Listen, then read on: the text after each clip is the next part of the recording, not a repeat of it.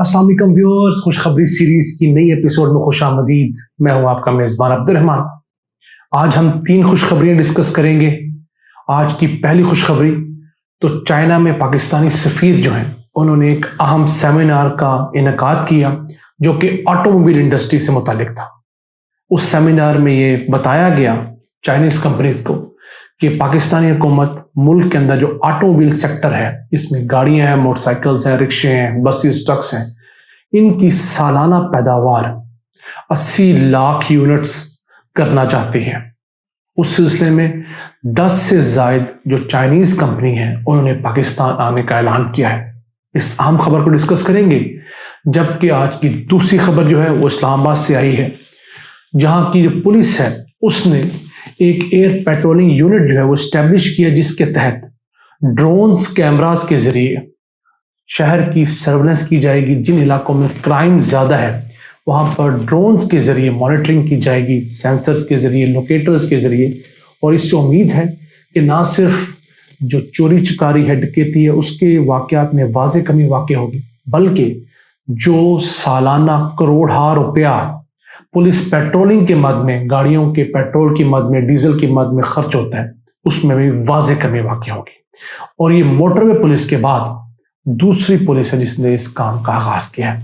اس کو ڈسکس کریں گے، جبکہ آج کی تیسری خبر یہ ہے جو ہم آپ کو گاہے بگاہے مختلف محکموں سے متعلق بتاتے رہتے ہیں کہ اس محکمے میں اتنے جعلی ڈگری والے افراد نوکری سے نکال دیے گئے۔ تو ایک ادارہ جس کا نام آپ میں سے 90% لوگوں نے نہیں سنا ہوگا، ایکسپورٹ پروسیسنگ زون اتھارٹی، اس کے اندر 92 جعلی ڈگری والے افراد تھے، ان میں سے 35 افراد کو نوکریوں سے فارغ کر دیا گیا ہے۔ اب دیکھیے کہ اس ملک میں کیا کچھ ہوتا رہا، اور پھر ہم امید کرتے ہیں کہ یہاں بہت جلدی تبدیلی آ جائے گی۔ ویسا ممکن نہیں ہے، لیکن پہلے چلتے ہیں چائنا، جہاں پر جو بیجنگ کے اندر پاکستانی ایمبیسی ہے، وہاں پر پاکستانی سفیر معین الحق صاحب نے ایک سیمینار کا انعقاد کیا جس کا نام تھا Pakistan automobile industry round table seminar.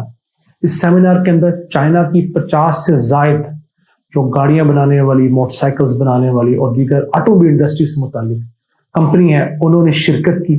وہاں پر بتایا گیا کہ حکومت جو ہے آٹو موبائل سیکٹر کی جو سالانہ پروڈکشن ہے اس کو اگلے 5 سالوں کے اندر 80 لاکھ یونٹس سالانہ کرنا چاہتی ہے۔ ویسے یہ ایوریج تقریباً 4 ملین یونٹس ہے۔ 3 ملین تو موٹر سائیکل بنتے ہیں، پھر گاڑیاں ہیں، پھر رکشے ہیں، پھر لوڈر رکشے ہیں، تو ان کو تقریباً ڈبل کرنا چاہتی ہے۔ اور اس متعلق جو انویسٹر ہیں انہوں نے کمپنیز کو بتایا کہ پاکستان کون کون سی سہولیات پرووائڈ کر رہا ہے، پاکستان سے ایکسپورٹ کے کیا مواقع ہیں۔ تو ان تمام چیزوں کو دیکھتے ہوئے 10 جو چائنیز کمپنی ہے انہوں نے پاکستان آنے کا اعلان کیا ہے۔ یہ گاڑیاں بنانے کی کمپنی ہے، یہ موٹر بائکس بنانے کی کمپنی ہے، یہ اسپیئر پارٹ بنانے کی کمپنی ہے۔ اور پاکستان میں ویسے بھی 600 سے زائد اسپیئر پارٹس بنانے کی کمپنیاں موجود ہیں۔ تو ان کمپنیوں کے آنے کے بعد پاکستانی انڈسٹری جو ہے وہ زیادہ وائبرنٹ ہو جائے گی۔ مجھے یہ کانسیپٹ اچھا لگا۔ یہ ہر پاکستانی سفیر کو کرنا چاہیے کہ اس ملک کے اندر جو چیدہ مختلف انڈسٹریز ہیں ان کو انوائٹ کیا جائے۔ پاکستان میں جو اب حکومت انڈسٹریز کو انسینٹیو دے رہی ہے، اسپیشل اکنامک زونز بنا رہی ہے، اسپیشل ٹیکنالوجی زونز بنا رہی ہے، وہاں پر 10 سال کی ٹیکس بریک مل رہی ہے، ان تمام سہولیات کو بتائیں اور ان کو پاکستان لے کر آئیں تاکہ پاکستان کے اندر جابز کریٹ ہوں، وہ کمپنیاں پاکستان سے ایکسپورٹس کریں تو پاکستان کے فارن ریزروز بہتر ہوں، پاکستانی روپیہ بہتر ہوں۔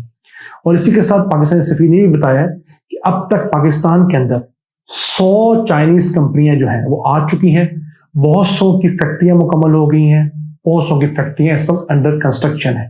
یہ بھی پاکستان کے لیے ایک بڑا اچھا سگنل ہے کہ 100 چائنیز کمپنیاں ایک اچھا نمبر ہے پاکستان کے حساب سے۔ تو ہم امید کرتے ہیں کہ اس پروسیس کو ہمارا بورڈ آف انویسٹمنٹ بھی پرسو کرے گا اور ان کمپنیوں کو پاکستان لے کر آئے گا، پاکستان سے ایکسپورٹ پر راغب کرے گا اور ملک کے اندر ایک نئی اکانومی کو جنم دے گا۔ اسی سے چلتے ہیں اسلام آباد، جہاں پر اسلام آباد پولیس نے ایئر پیٹرولنگ یونٹ کا آغاز کر دیا ہے۔ ویسے تو یہ کانسیپٹ، یہ جو آئیڈیا تھا وہ فواد چودھری کا تھا، لیکن چونکہ وہ اب رہے نہیں جو منسٹر تھے فار سائنس ٹیکنالوجی، اور اس کا جو پھل جو ثمر کھانے کا موقع ملا ہے وہ شیخ رشید کو ملا، کیونکہ وزیر داخلہ وہ ہیں۔ انہوں نے اس یونٹ کا آغاز کیا جس کے اندر 12 ڈرونز ہیں جن کے اوپر ہائی ڈیفینیشن کیمرے لگے ہوئے ہیں، اور اس کے ساتھ 2 لوکیٹرز ہیں کہ ड्रोन्स एक तो सर्विलेंस करेंगे और लोकेटर्स जो हैं वो किसी चोरी चकारी की सूरत में, डकैती, अगवा बराए तावान, इस तरह के जराइम की सूरत में उस मुलजम को, उस मुजरम को लोकेट करने में मदद करेंगे। इन लोकेटर्स का बड़ा अहम किरदार है। जब सियालकोट मोटरवे के ऊपर एक ज्यादती का वाकया पेश आया तो पता लगा कि पंजाब पुलिस के पास, पूरी पंजाब पुलिस के पास कोई 3G लोकेटर ही नहीं है, 2G लोकेटर्स हैं। तो जो मुलजम व्हाट्सएप के जरिए किसी और जरिए अपने कोऑर्डिनेशन कायम करते हैं, उसके लिए उनको इंटेलिजेंस एजेंसी से मदद लेनी पड़ती है, उस पर काफी टाइम लगता है। तो अब जाके पंजाब पुलिस भी ये लोकेटर्स खरीद रही है, 3G और 4G लोकेटर्स। उस सिलसिले में जो साबिक CCPO लाहौर है, उमर शेख साहब ने बहुत मेहनत की, उसका बजट अप्रूव करवाया, लेकिन चूंकि वो ज्यादा काम करते थे और बुजदार साहब को खटकते थे तो उनको सीट से हटा दिया गया।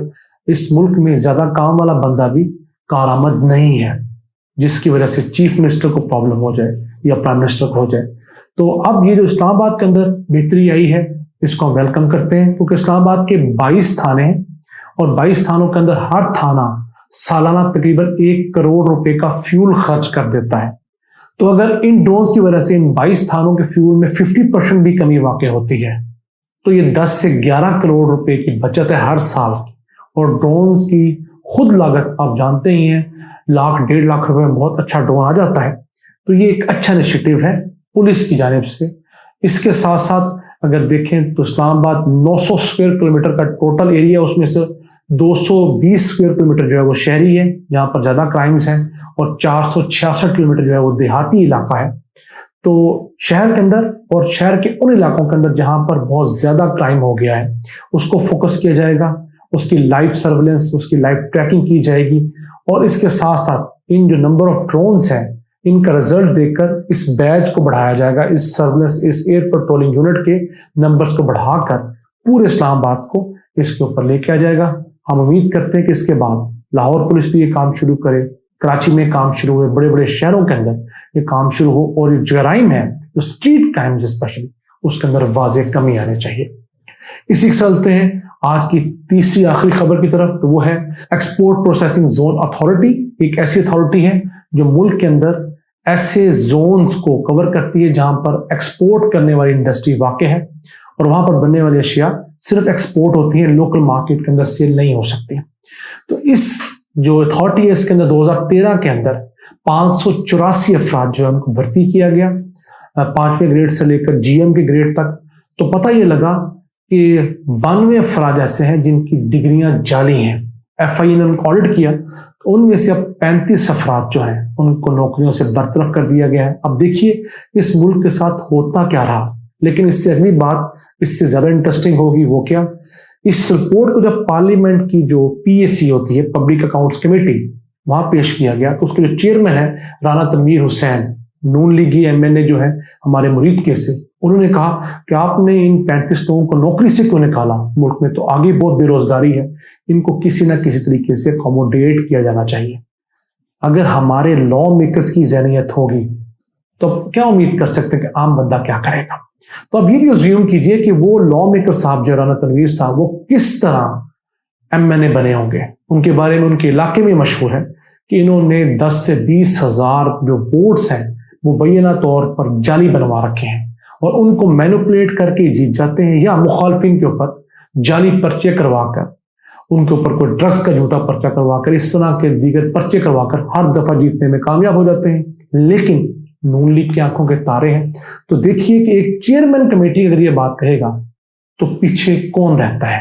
यही वो नजरिया जिसने पाकिस्तान को नुकसान पहुंचाया। जब PAE में से लोगों को निकालने की बात हुई तो मुशाहिदुल्लाह साहब अब तो फौत हो गए हैं, उन्होंने कहा था कि इन लोगों को नौकरियों से ना निकालें, उनकी तनख्वाहें काम करते हैं।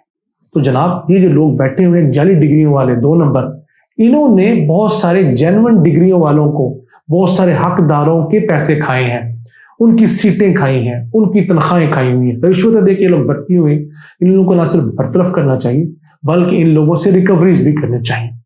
इस जगह पर मैं यही मेंशन करना चाहूंगा कि मुशाहिद हुसैन सैयद जो सेनेटर हैं नून लीग के, उन्होंने अच्छा पार्ट प्ले किया और उन्होंने ये कहा कि बिल्कुल इन 35 अफराद को ना सिर्फ नौकरी से निकालना चाहिए बल्कि जो बकिया लोग बचते हैं उनको भी नौकरियों से निकालना चाहिए।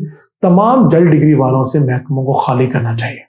तो पाकिस्तान के अंदर ये एक अच्छा ایک آغاز ہے کہ جعلی ڈگری والوں کو آہستہ آہستہ نوکریوں سے نکالا جا رہا ہے. اوبیسلی جب سیٹیں خالی ہوں گی تو ان کی جگہ پر جینوئن ڈگریوں والے آئیں گے جو لوگ واقعی ڈیزرو کرتے ہوں گے اور واقعی کام کریں گے.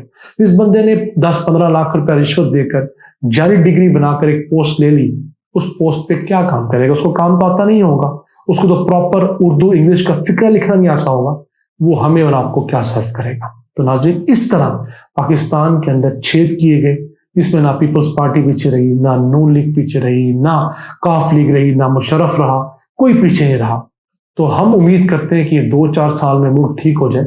یہ ممکن نہیں ہے، لیکن ہم اللہ گھر امید لگائے بیٹھے ہیں کہ اس طرح کے چھوٹے چھوٹے سٹیپس جو ہیں وہ اگلے 10 سالوں کے اندر پاکستان کو ایک اچھا مقام دلوا سکتے ہیں. ان الفاظ کے ساتھ اپنے میزبان عبد الرحمان کو اجازت دیجیے. اللہ نگہبان.